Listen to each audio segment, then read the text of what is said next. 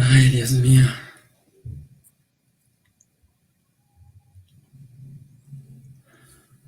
Buenas tardes a todos, todas y todos. Nos encontramos muy agradecidos de contar con su presencia un viernes por la tarde. Este conversatorio surgió con el propósito de generar un espacio de diálogo respetuoso, ameno y cordial sobre la importancia de preguntar los pronombres y el uso del lenguaje incluyente en la praxis. Nos acompañan como panelistas Gina y Luz. Oli. Eh, Se presentan ustedes, se van a presentar cada uno de ustedes. Comenzaríamos con Gina y luego seguiría Luz. Eh, ya estamos en vivo. Sí. Va. Pues me llamo Gina, soy una persona de género fluido, mis pronombres son ella, estrictamente. Soy estudiante de letras hispánicas en la Universidad de Guadalajara. Aparte, escribo para medios como Engarce, y en general me interesa el análisis de la literatura hispanoamericana. Genial. Bueno, yo soy Luz, soy estudiante de la licenciatura de Ciencias Ambientales en la Facultad de Agronomía de la Universidad de Buenos Aires, en Argentina. También soy una persona, me considero una persona no binaria, mis pronombres son neutros, ella, estrictamente, también como Gina. Soy activista no binaria, activista LGBTIQ+. Eh, y nada, justamente también estoy interesada en lo que tiene que ver con la comunicación ambiental, lo que tiene que ver con la educación ambiental y bueno, gracias por invitarme al panel. Bueno, yo soy Aura, voy a ser la mediadora de este en vivo. Yo estudio literatura intercultural en la UNAM, en la Inés Morelia. Estoy en el área de semiótica. Soy transactivista, soy una mujer trans. Mis pronombres son estrictamente ella. Y pues, bueno, una vez que nos hemos presentado todos en esta sala, vamos a comenzar con la dinámica. La dinámica de este conversatorio consiste en traer una serie de preguntas de interés general y posteriormente, si hay tiempo, vamos a seleccionar algunas preguntas que nos hagan en Facebook. Pues, una vez mencionado esto, vamos a comenzar con la primera pregunta, que es, ¿qué es para nosotros el lenguaje incluyente? ¿Les parece si comenzamos de manera como alfabética? Entonces comenzamos contigo, Gina. Va. Yo rescato mucho una apreciación que hizo la lingüista Victoria Rojas Vázquez sobre el lenguaje incluyente, donde habla que es más que ser un lenguaje, es un criterio, es decir, es algo a partir del cual decidimos qué lenguaje usar o qué estrategias usar. Entonces, una estrategia de lenguaje incluyente puede ser, por ejemplo, el desdoblamiento, el decir todos, todas y todes, puede ser, por ejemplo, usar el neutro en vez del masculino genérico. Puede ser, por ejemplo, censurar algunas palabras que han sido asociadas con esquemas opresivos, como palabras que las comunidades reconocen como violentas, todo con el objetivo de decir explícitamente o mencionar explícitamente a las comunidades o a los grupos que han sido históricamente oprimidos. Ese sería como el criterio, ¿no? Bueno, desde mi parte, yo quería resaltar que el lenguaje inclusivo me parece súper importante, dado que al menos en lo que fue el contexto de Argentina, particularmente mi realidad geográfica que es Buenos Aires, el lenguaje inclusivo surgió como una respuesta frente a justo la marginalización de identidades que no encajaban dentro de lo binario en los discursos tanto feministas como del colectivo LGTBIQ+.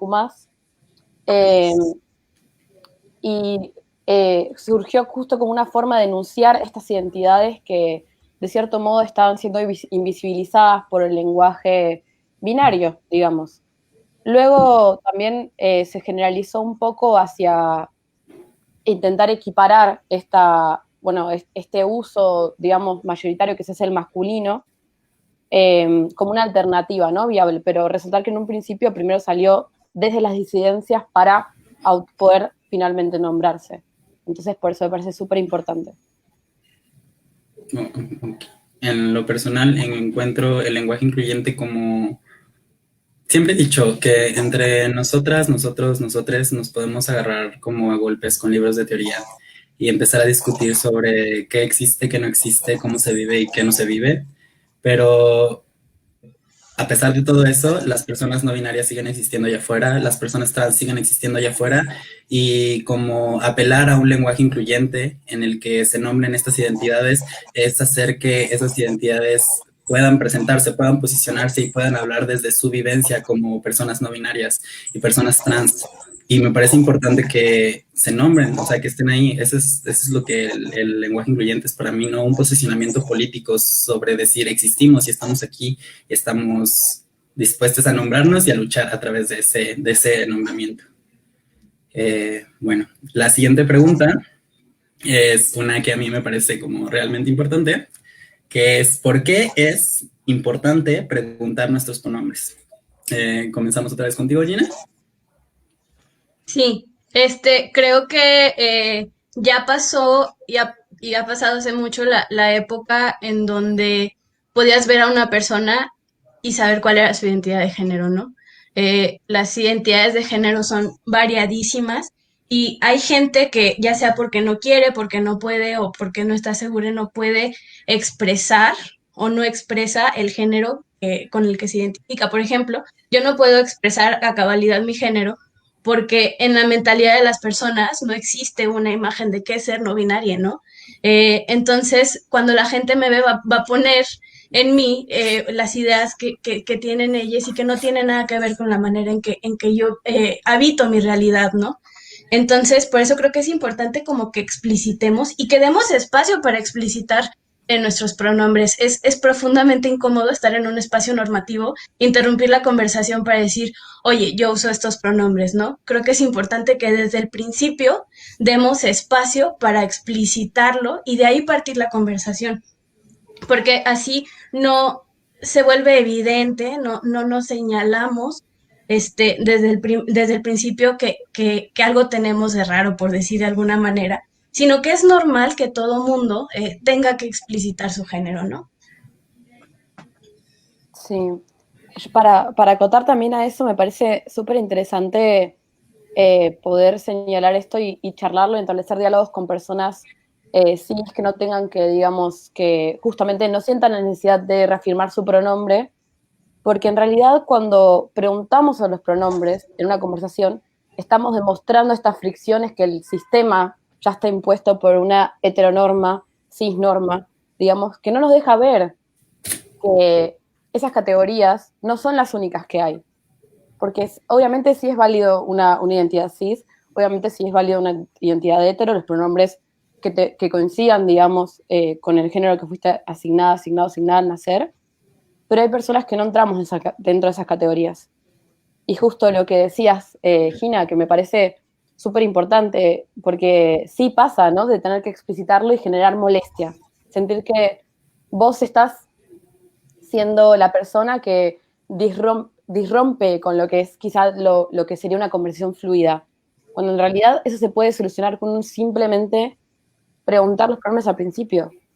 Entonces es cuestión de asumir también que nada, como en otro montón de ámbitos y en otro montón de circunstancias tenemos privilegios, la gente cis tiene privilegios en este sentido, en el cual no se asume su pronombre y no hay ningún problema con eso. No siente un choque en esa concepción que tiene de sí misma, sí mismo, sí misma. En cambio, a nosotros, a las personas trans, a las personas no binarias, a las personas que no encajamos dentro de estas categorías, se nos enseña a estar por fuera, cuando en realidad deberíamos estar todos integrados. Y justo, no cuesta nada, preguntar siempre viene bien, y es mejor aclarar y preguntar las veces que sea incluso, o sea, eso. A mí me parece importante como recalcar que nuestra experiencia como identidades trans es muy diferente a la experiencia de las identidades cis. y que en realidad que nos preguntes nuestros pronombres resulta un aspecto muy importante de la forma en la que nosotras vamos, nosotros vamos a interactuar con ustedes en un espacio determinado. Porque normalmente cuando se nos da la oportunidad de posicionarnos, nos sentimos mucho más cómodos al momento de interactuar, porque ya hay una seguridad de que la otra persona nos está percibiendo como lo que somos y que nos ha costado trabajo llegar al punto de reconocernos por lo que somos, ¿no? Entonces creo que es importante y no cuesta, como decía Luz, no cuesta nada. Y también como aquí me parecería importante marcar esto porque es común, va a suceder y no hay por qué como afligirse mucho que te equivoques con los pronombres de una persona. Es totalmente normal porque vivimos en un mundo en el que estamos acostumbrados a asumir el género de una persona por el cómo se ve. Entonces creo que más allá de sentirnos como criminales por equivocarnos en los pronombres o no preguntarlos, entender que todas estas medidas en realidad son como para crear un ambiente más seguro y un ambiente más cómodo para nosotras, las identidades que estamos fuera de la norma. Y que no importa si te equivocas, no importa si de repente me nombras en un pronombre que no es el que uso, siempre y cuando estés consciente de que te equivocaste, te corrijas y que eso no representa a un parteaguas en nuestra conversación. O sea, que después de eso no es que vaya a ignorarte por el resto de la conversación, sino que estoy siendo consciente de que tú estás respetando mi identidad de género. Por eso creo que es importante preguntar los pronombres y respetarlos. Y recordar que esto no somos la policía, no vamos a detenerlos y decirles como, alto ahí, dime sino que queremos sentirnos seguras en los espacios que habitamos, queremos sentirnos bien en los espacios que habitamos, queremos posicionarnos y vivir nuestra vida como lo que somos. Eso es lo que me parece más importante de preguntarle los pronombres a las personas. Y bueno, Yo quería la siguiente acotar pregunta. un poco. Adelante. No, que había leído por ahí un posteo en algún momento de esos que, bueno, corren y se esparcen, digamos, por las redes, que decía justo que, nada, las personas que tenemos estas vivencias trans, estamos acostumbrados a tener que esconder quiénes somos. Estamos acostumbrados a tener que poner un determinado tipo de careta para pasar en algunos tipos de situaciones, simplemente para no incomodar. Entonces, justo esto abrir y no ser policía, me parece, o sea, no somos policías. Hasta nosotros mismos nos equivocamos a veces. Y creo que es un proceso que no es para nada lineal, sino que es de pura reflexión, y no solo reflexión cada uno mismo, sino en conjunto, o sea, charlarlo con tus amigos, poner el diálogo en la mesa, digamos, me parece también súper importante, charlarlo con familia, con amigues, con gente random. Entonces, nada, eso también para acotar un poco. Si no hay nadie más que quiera agregar algo, podríamos pasar a la siguiente pregunta, que es una pregunta que a mí también me parece importante porque es la E, tiene que ponerse en todas las palabras. No sé si Gina quiere responder o Luz quiere responder. Adelante. Va, Gina. Creo que hay que preguntarnos bien para qué estamos usando la E. Porque creo que ya habíamos mencionado antes, creo que ahora ya habías mencionado, que hay dos usos diferentes. El primer uso es para personas específicas, particulares que usan, o sea, que reconocen esos marcadores, ¿no?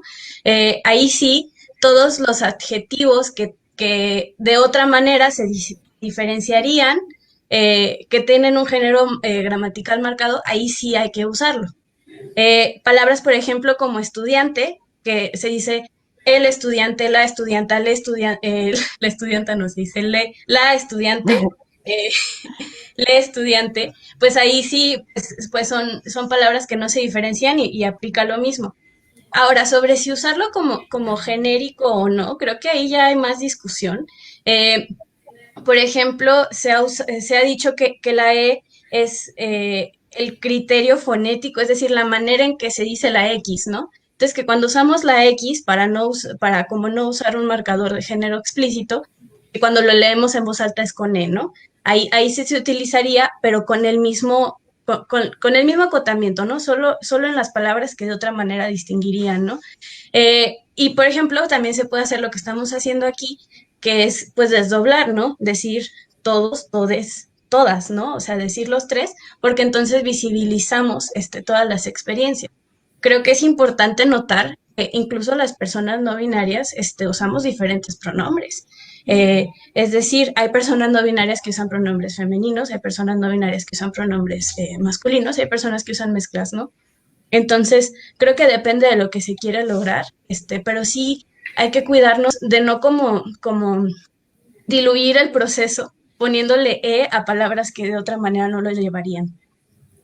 A mí también me gustaría agregar en este tema, me parece una muy buena explicación lo que hiciste sobre los sustantivos y los adjetivos, y recordar que esto no es un parámetro normativo, no somos, nosotras no somos la RAE, nosotras no somos la Academia de la Lengua Mexicana.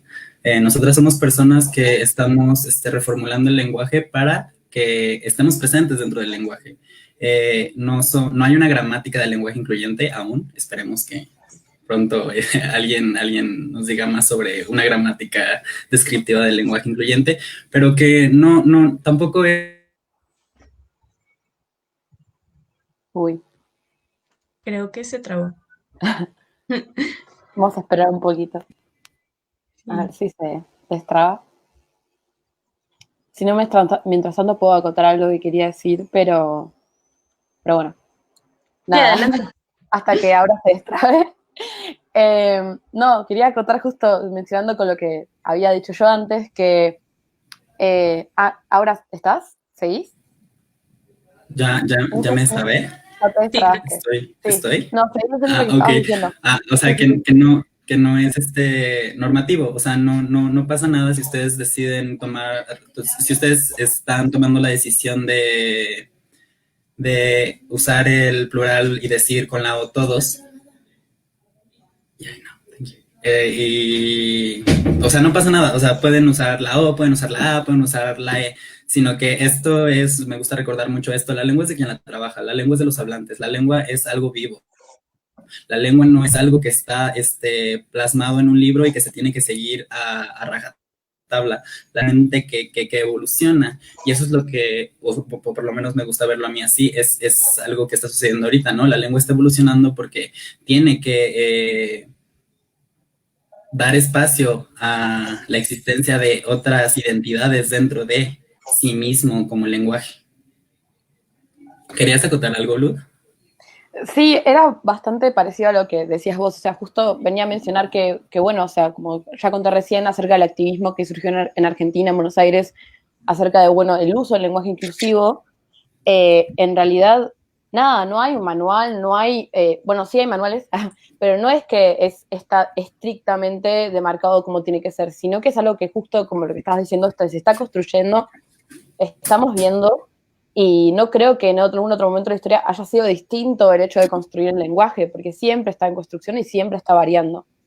Entonces me parece que es un poco de perder el miedo al cambio, digamos, y también otra cosa de aclarar es que quería decir que con este cambio que estamos haciendo todos en la lengua, no queremos invisibilizar a ninguno, ninguna, ningune dentro de la forma en la que hablamos.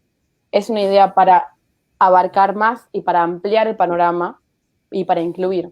No se trata de silenciar a nadie o tapar algo, o no queremos eso, porque eso es lo que fuimos siendo, tipo, literalmente toda nuestra existencia como trans, como disidencias y como personas que no se nos respetan los pronombres, por ejemplo. Entonces, nada, quería aclarar ese pequeño detalle. Sí, puedo agregar algo. Claro que sí. Este asunto del malgenerizar o del misgender, creo que tiene un afecto detrás muy específico que como personas trans hemos aprendido a identificar.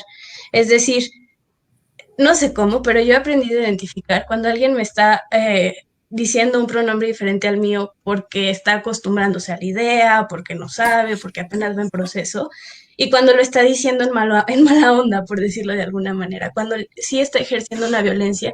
Y creo que todos en alguna medida hemos aprendido a diferenciar eso, ¿no? No se trata, como decían, de que vamos a hacer la policía y si te equivocas ya fue una de cancelada, ¿no? O sea, se trata de de hacer un esfuerzo, ¿no? Se trata de aprender en conjunto con nosotros cómo es esta nueva realización, cómo es esta nueva forma del español, ¿no? Concuerdo totalmente. Bueno, si no hay nada más que agregar, me gustaría pasar a la siguiente pregunta, que creo que es una pregunta que es bastante relevante para las personas que estudiamos y estamos produciendo trabajos escritos como de manera constante. Y es si usar el lenguaje incluyente le quita la seriedad a los textos. Comenzamos otra vez contigo, Gina. Sí, depende mucho. Por supuesto, el español que hablamos, la lengua que hablamos, no es igual en todos los contextos. Es diferente el español académico, el español de comunicación, el español de redes. Siempre depende mucho como del entorno en el que lo usamos. Y definitivamente, eh, por ejemplo, los marcadores de género neutro están mucho más arraigados en ciertos registros del español que en otros. Sin embargo, la noción, por ejemplo, de que el español jurídico, que el español académico son imposiciones que están institucionalizados, yo creo que es errónea. En realidad, incluso el español académico es de sus hablantes, ¿no? Entonces, en medida que vayamos llevando esta conciencia que tenemos a todos los entornos en los que nos movemos, en medida que nosotros en resistencia normalicemos, por ejemplo, usar la X en textos académicos, va a ir agarrando prestigio. Ahorita yo estoy bien emocionada porque acabo de ver que en un texto, un libro publicado por una editorial reconocida, Almadía, que se llama Manifiestos de Diversidad Lingüística, escrito por Yasnaya Gil, Yasnaya, perdón, ahí usan la X, ¿no? Y eso para mí es señal de que se está normalizando, ¿no? Y eso a mí me pone muy contenta, ¿no?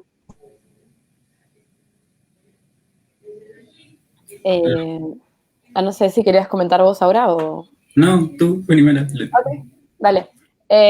A mí me emociona mucho justo este tema porque encontré varias cosas. Me encantó hacer esta mini investigación acerca bueno, cómo se utiliza el lenguaje inclusivo digamos, en la parte más institucional, podríamos decir. Y me alegré mucho porque ya la Secretaría de Géneros, perdón, el Ministerio de Géneros de Argentina, no la Secretaría, ahora es Ministerio, sacó justamente un manual del uso del lenguaje inclusivo que se puede aplicar para las instituciones, por ejemplo, que se basa en los manuales que que sacó en su momento la Asamblea No Binaria de Argentina en 2017, conformada en 2017.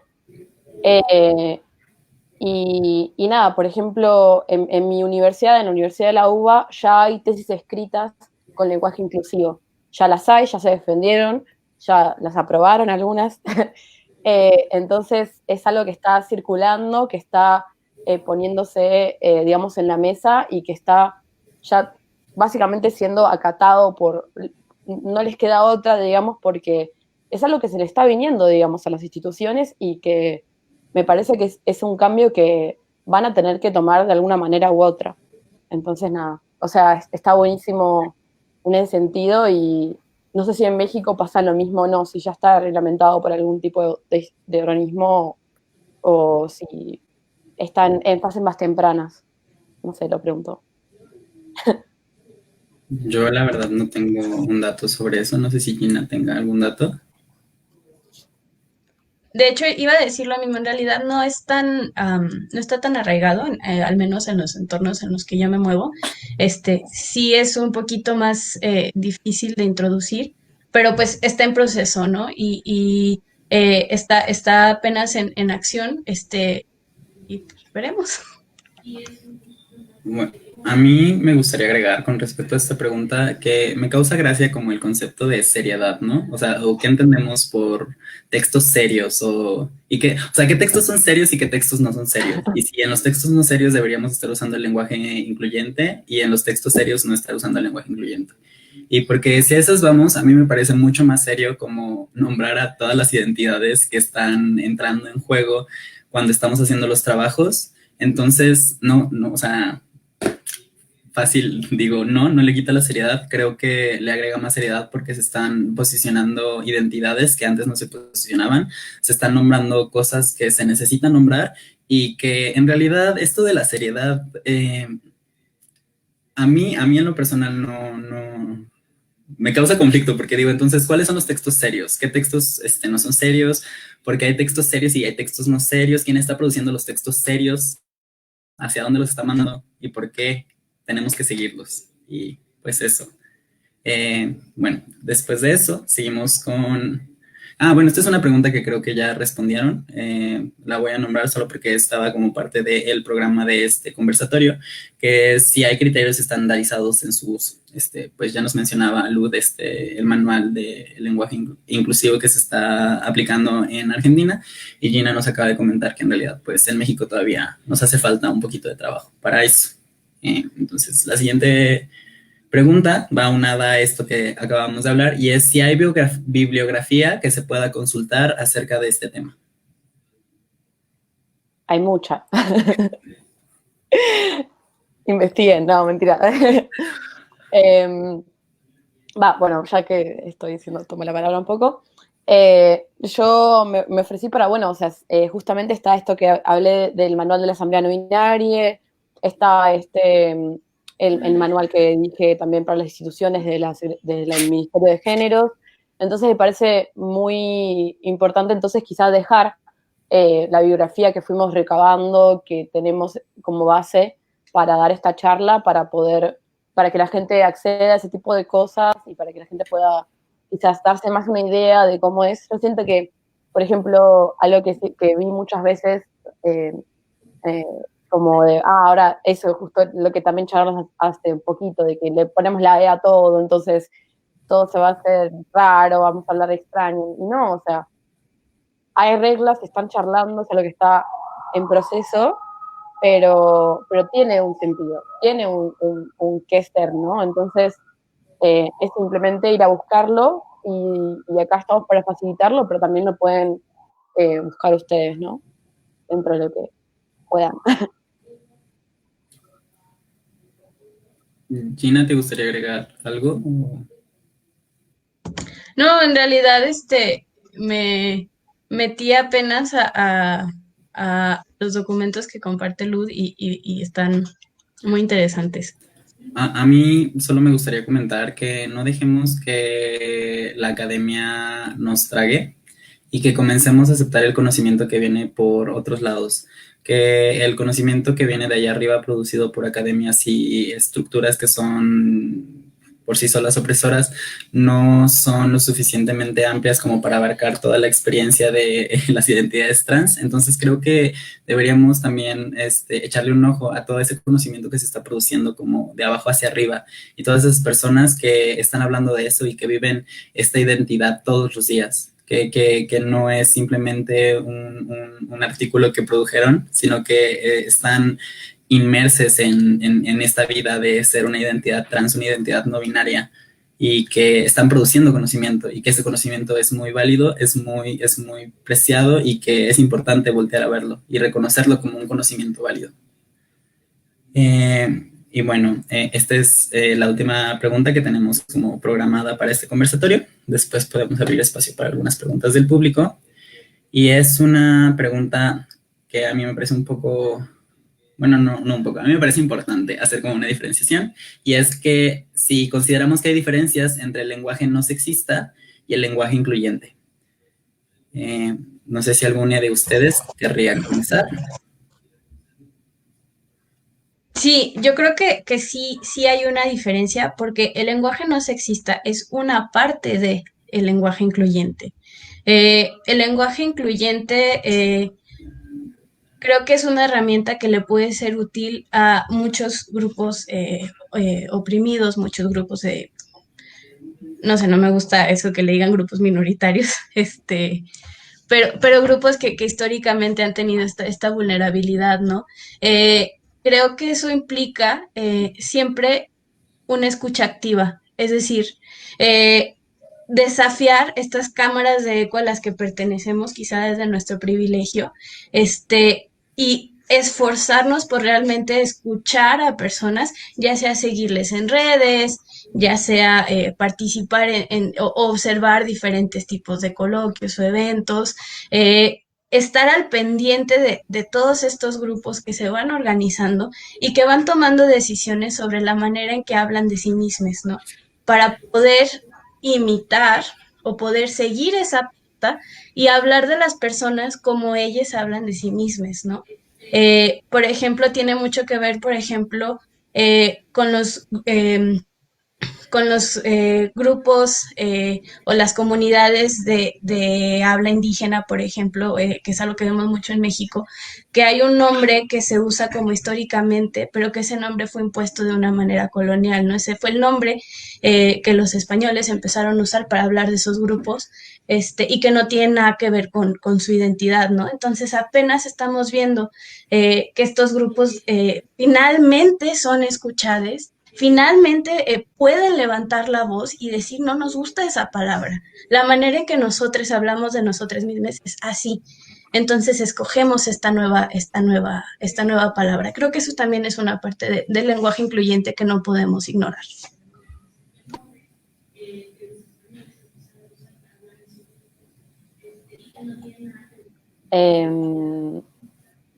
Yo con respecto a lo del lenguaje no sexista, perdón, no sexista, me parece que es una respuesta que se le dio en un momento también a esto. O sea, creo que el cambio de paradigma fue pensar, bueno, ok, el lenguaje es sexista, ¿no? El lenguaje está excluyendo, el lenguaje está generalizando de una manera cis heteropatriarcal, porque así funcionó mucho tiempo.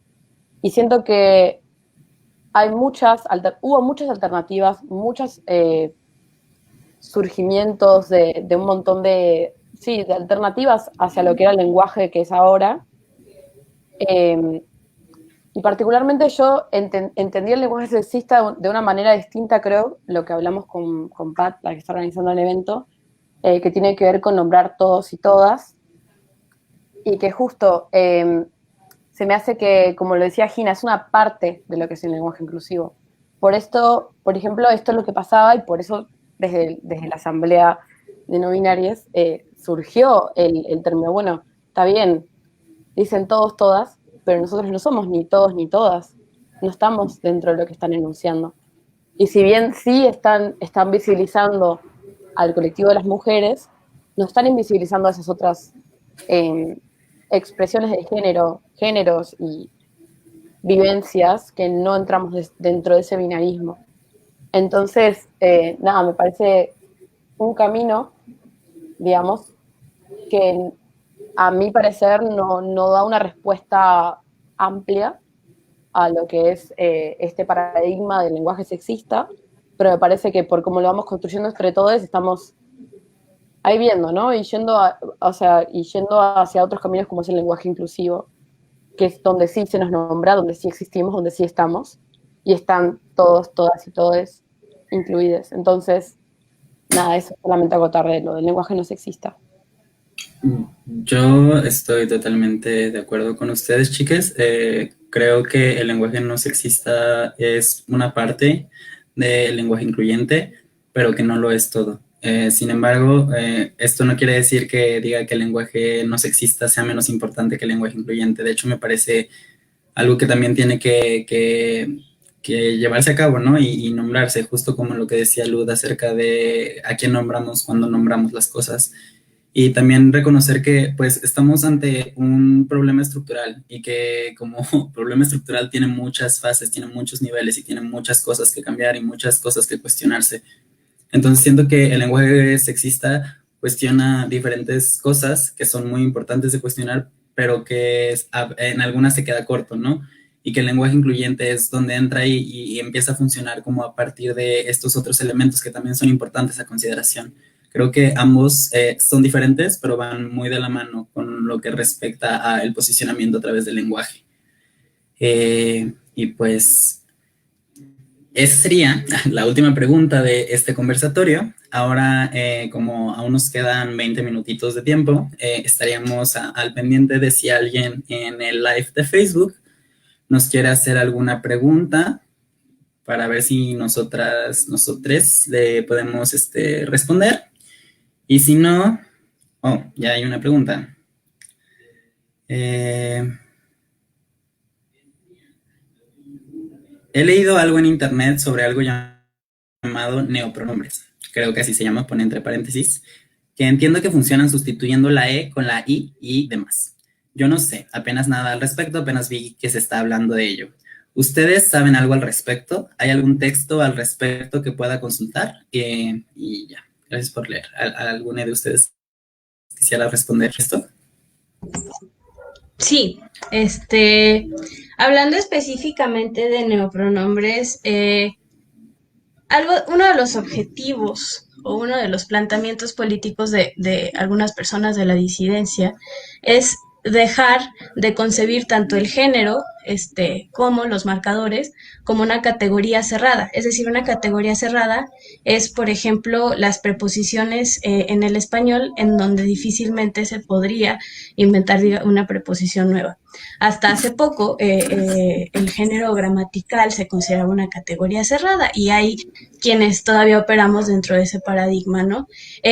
Sin embargo, la propuesta política de quien usa neopronombres es volver el género gramatical una categoría abierta, es decir, que puedas empezar a usar lo que tú quieras como marcador de género, ¿no? Esta propuesta está muy emparentada a la manera en que el lenguaje incluyente, la visibilización de identidades disidentes, está hermanada como fenómeno en español y en inglés. ¿Por qué? Porque en inglés los neopronombres, por la misma estructura gramatical del inglés, son de igual manera más fáciles de generar y más visibles, por llamarlo de alguna manera, ¿no? De hecho, en español sería más pertinente hablar de marcadores de género que de pronombres. ¿Por qué? Porque en inglés el pronombre es como el único marcador de género como visible, ¿no? En español tenemos el morfema flexivo, que es lo que viene al final de los sustantivos y adjetivos, que de hecho cambia la manera en que nos movemos y hay veces que sufrimos de intentar usar soluciones del inglés en el español. Porque, por ejemplo, estos marcadores al final de los sustantivos y adjetivos sí lo podemos usar para hablar de nosotros mismos. En inglés, no. En inglés, todo lo generizado es en tercera persona. Entonces, o lo tienes que explicitar de una manera muy deliberada, o alguien más tiene que aplicarlo sobre ti, ¿no? Sin embargo, en español yo puedo decir, hola, soy Monse, estoy muy cansada y ya con eso ya estoy demostrando, estoy expresando cuáles son los marcadores que uso, ¿no? Entonces las situaciones cambian, la situación como pragmática, el hecho de explicitar tu identidad es diferente, que es algo que tenemos que empezar a conceptualizar de una manera específicamente relacionada al español, ¿no?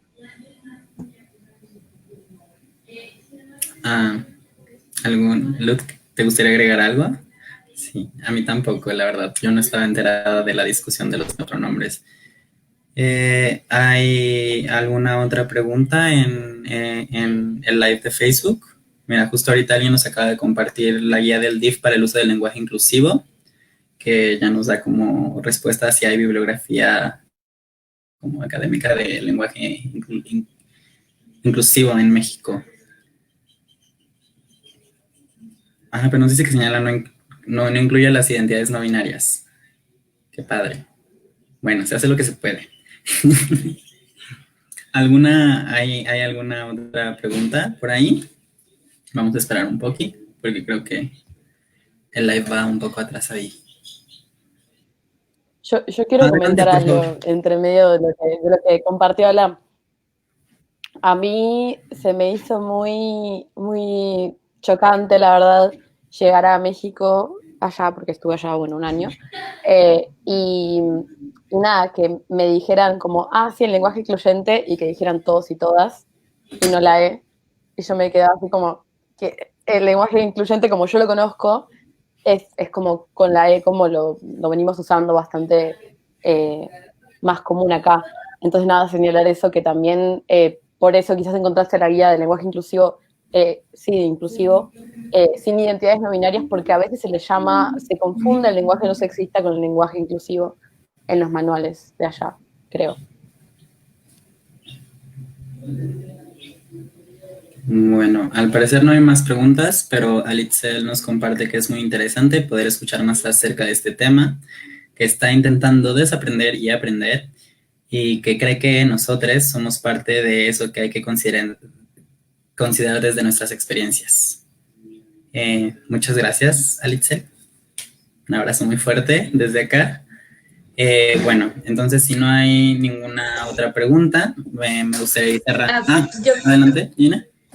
Sí, yo quiero agregar algo para todas estas personas que apenas están como inmersiéndose, que sí quieren usar el pronombre, el género neutro en el español y que les cuesta trabajo como desautomatizar el hecho.